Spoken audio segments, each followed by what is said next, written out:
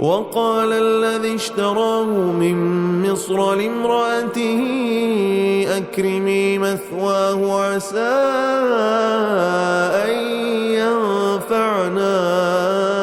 أو نتخذه ولدا وكذلك مكنا ليوسف في الأرض ولنعلمه من تأويل الأحاديث والله غالب على أمره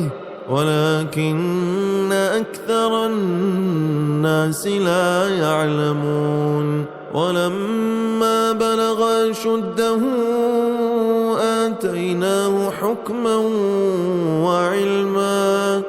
آتيناه حكما وعلما وكذلك نجزي المحسنين وراودته التي هو في بيتها عن نفسه وغلقت الأبواب وقالت هيت لك قال معاذ الله إنه ربي أحسن مثواي إنه لا يفلح الظالمون ولقد همت به وهم بها لولا أن رأى برهان ربه كذلك لنصرف عنه السوء والفحشاء إنه من عبادنا المخلصين واستبق الباب وقدت قميصه من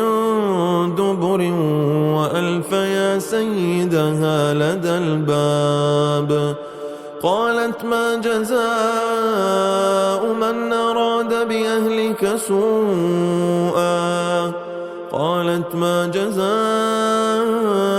من أراد بأهلك سوءا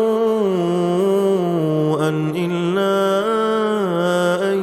يسجن أو عذاب أليم قال هي راودتني عن نفسي وشهد شاهد من أهلها إن كان قميصه قد من قبل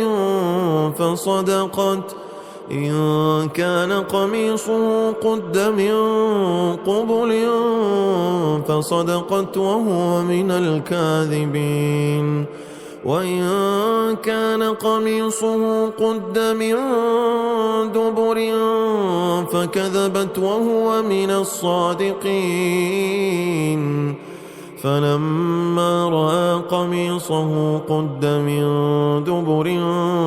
قال إنه من كيدكن إن كيدكن عظيم